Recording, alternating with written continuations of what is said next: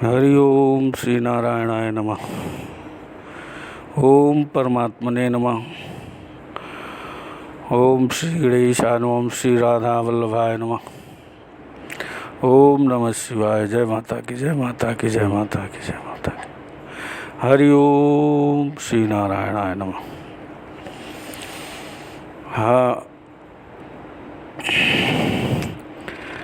हमारे जीवन में कुछ संघर्ष ऐसे आते हैं जो पूर्व नियोजित होते हैं, जिनको हम कभी नकार नहीं सकते। समस्याओं को देख करके चित्त जरूर अविच्छिन्न होता, लेकिन जो समस्याएं हैं पूर्व नियोजित हैं, उनके बारे में वैसी ही सारी व्यवस्था, वैसा ही वातावरण, वैसा ही देश काल, सारी व्यवस्था जो है पहले से निश्चित की जा चुकी है।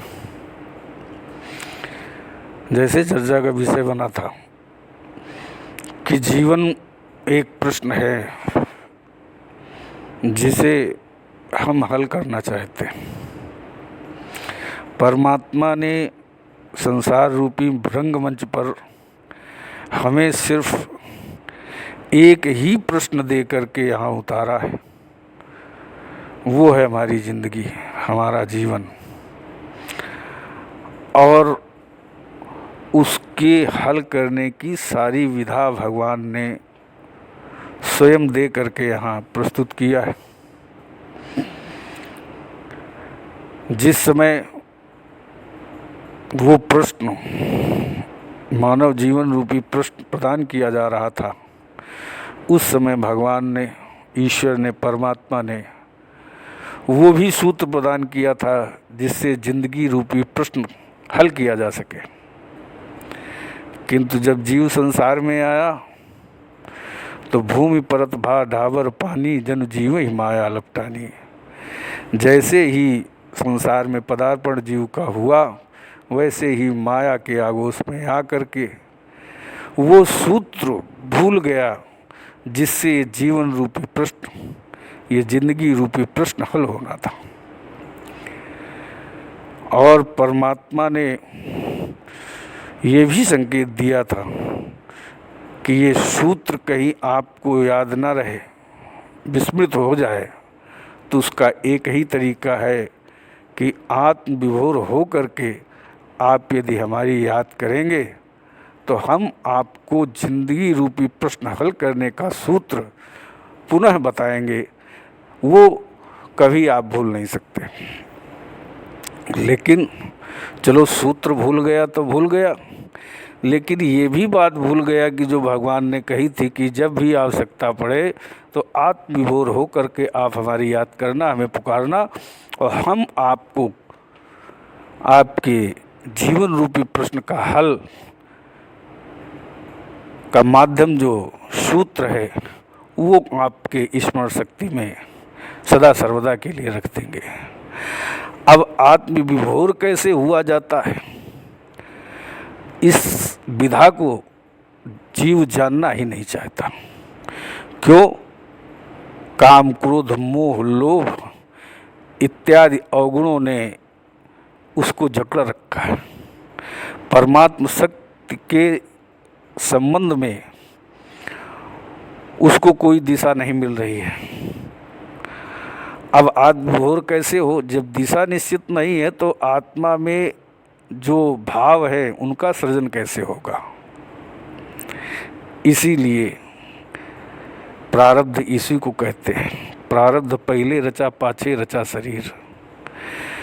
प्रारब्ध में यदि जीवन का हल संभव है तो किसी योग्य तत्वज्ञ व्यक्तित्व का सानिध्य इस जीव को मिलेगा, जिसके माध्यम से आत्मविभोर होने की विधा का ज्ञान होगा। और जब आत्मविभोर होने की विधा का ज्ञान हमें हो जाएगा तो हम आत्मविभोर हो करके परमात्मा से निवेदन करेंगे, प्रभु ये जिंदगी रूपी प्रश्न हम नहीं हल कर पा रहे हैं, इसके लिए आप कृपा करें, आप कोई सूत्र बताएं जो सूत्र इसमें लग सके। तो हमारा मानना है कि आत्मविभोर हो करके भगवान को पुकारने की विधा का जब ज्ञान हो जाएगा और आत्मविभोर होने का जब हम अभ्यास करेंगे और वो अभ्यास हमारा निरंतर होता रहेगा तो परमात्म तत्व हमारे समक्ष होगा और हमारे ज़िंदगी का ये जो प्रश्न है, जीवन रूपी प्रश्न है, वो स्वतः हल हो जाएगा। तो इसलिए हर व्यक्ति को चाहिए, जो भेदभाव रहित सत्ता है परमात्म सत्ता, उसका चिंतन उसके जीवन में, हर व्यक्ति के जीवन में होना चाहिए। यदि चिंतन और चरित्र दोनों सुदृढ़ हो गए तो इस जीवन रूपी प्रश्न का हल आसानी से मिल जाएगा और इस मानव शरीर में जो प्राण है, जो जीव है, उसका तरण तारण परमात्म कृपा के द्वारा संभव हो सकता है। इसीलिए हर प्राणी को, हर जीवधारी को, हर मानव को चाहिए कि परमात्म चिंतन और चरित्र दोनों को सुदृढ़ किया जाए, पवित्र किया जाए और उसमें विश्वास किया जाए। विश्वास करने का कोई न कोई कारण हो कि हमारा चरित्र और चिंतन दोनों सुदृढ़ हैं। और आत्मविभोरता का जो भाव है, यदि इसका अभ्यास सुदृढ़ हो गया तो परमात्म कृपा को कोई नहीं रोक सकता। परमात्म कृपा का वर्षण, परमात्म कृपा की वर्षा उस जीवधारी पर, उस व्यक्तित्व पर अवश्य होती रहेगी जिसका परमात्मा कृपा के द्वारा कल्याण होना है। और आत्मविभोर होकर पुकारने की विधा, पुकारने का क्रम जिसका कभी टूटता नहीं है, वो परमात्मा सत्ता से कभी अलग नहीं रहता। ये ध्रुव सत्य है। जब हमें भाव प्रस्तुत करने की विधा का ज्ञान है ही नहीं तो हम प्रभु की याद आर्त भाव से कैसे करेंगे। इसे चाहिए कि ईश्वर से प्रत्यक्ष या परोक्ष रूप में हमें निवेदन करना चाहिए कि हे प्रभु, कोई दिशा ऐसी हमारे जीवन में हो जिसके द्वारा हम आत्मविभोर हो सकें, अपनी बात, अपना निवेदन आप तक पहुंचा सकें, आप की कृपा पात्र हो सके, आप हम पर दयालु हो सकें। ऐसी विधा का सानिध्य में मिलना बहुत जरूरी है। तो परमात्म कृपा से ही योग्य व्यक्तित्व धारण किए हुए कोई तत्वज्ञ मनुष्य रूप में, मानव रूप में ऐसा व्यक्तित्व का सानिध्य हमें प्राप्त होगा जिसके माध्यम से जीवन रूपी प्रश्न हल करने के सूत्र सहित सारी विधाओं का वर्षण होगा और वो विधाएं हमारे जीवन में समा जाएंगी और हमें परमात्म कृपा से दूर फिर नहीं रहना पड़ेगा। परमात्म कृपा के अति सन्निकट हमारा जो जीवन है वो व्यतीत हो गया। इसलिए हम सभी को परमात्मा के लिए पूर्ण समर्पित हो जाना चाहिए। ईश्वर अभेद है, वहाँ भेदभाव नहीं है, वहाँ कोई ऐसा नियम नहीं है कि कोई व्यक्ति विशेष के लिए हो। हम जितनी प्रस्तुतिकरण जो महापुरुषों ने लिपिबद्ध करके संसार में उतारा है, उसमें हमने पढ़ा है, महापुरुषों के द्वारा सुना है कि प्रभु कृपा के लिए कोई व्यक्ति विशेष का होना जरूरी नहीं है। अभ्यास करने के लिए, भगवान की शरण जाने के लिए कोई उसमें भेद नहीं है। जिसके जीवन में परमात्मा शरण, परमात्मा कृपा का अनुभव है, वो परमात्मा कृपा के सन्निकट ही रहेगा, इसमें कोई संदेह नहीं। इसीलिए इस मानव जीवन को अपने आचार विचार और व्यवहार के द्वारा, चिंतन और चरित्र के द्वारा इतना सजाना है कि उसमें कोई दोष न प्रकट हो सके। जब दोष मुक्त जीवन होगा क्योंकि भगवान ने कहा है कि निर्मल मन जन सो मोहि पावा, मोहि कपट छल छिद्र न भावा। जिसका हृदय पावन गंगा जल की तरह पवित्र हो जाता है, जिसके जीवन में छल दंभ द्वेष पाखंड इत्यादि नहीं रह जाते, वो व्यक्तित्व परमात्मा कृपा के अति सन्निकट होता है। जो पै दुष्ट हृदय सोई होई, मोरे सम्मुख आव की सोई। भगवान ने अपना सिद्धांत प्रस्तुत किया कि जिस व्यक्तित्व के अंदर दुष्टता का आवरण है, जो मानवता से विरुद्ध आचरण कर रहा है, वो हमारे सम्मुख नहीं आ सकता है। उसमें इतनी शक्ति नहीं है कि वो मेरे सामने टिक सके। जो पे दुष्ट हृदय सोई हुई, मोरे सम्मुख आव की सोई, वो कैसे आ सकता है हमारे सामने? उसमें सामर्थ्य ही नहीं है।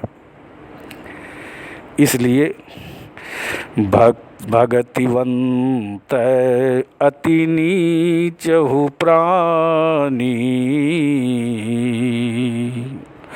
मोहि प्राण प्रिय असि मम बानी।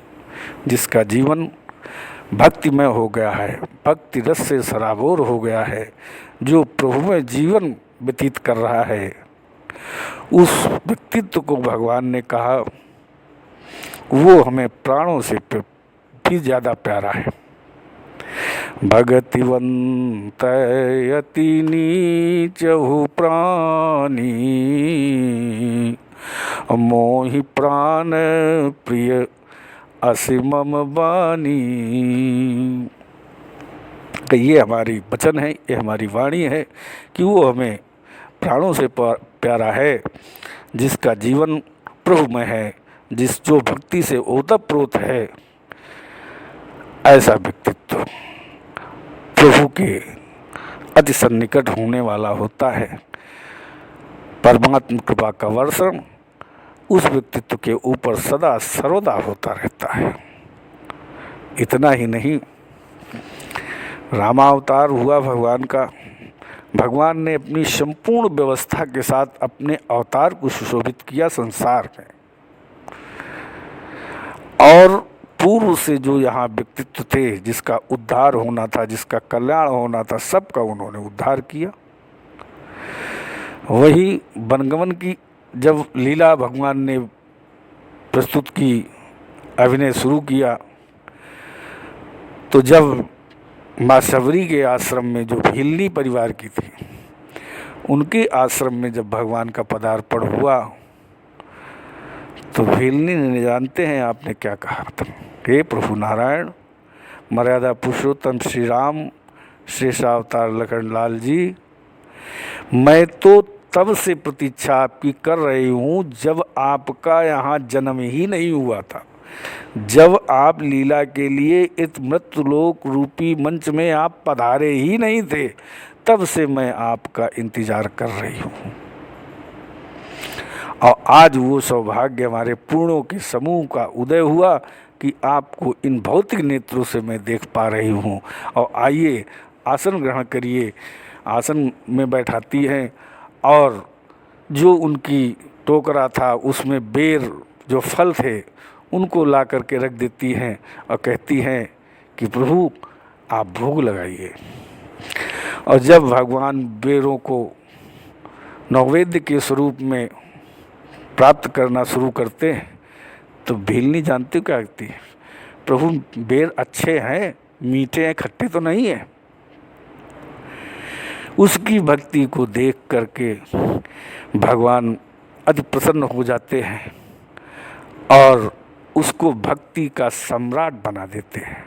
9 प्रकार की भक्तियों का समूह भगवान उनको, माँ शबरी को प्रदान कर देते हैं, जो एक भीलनी परिवार से थी।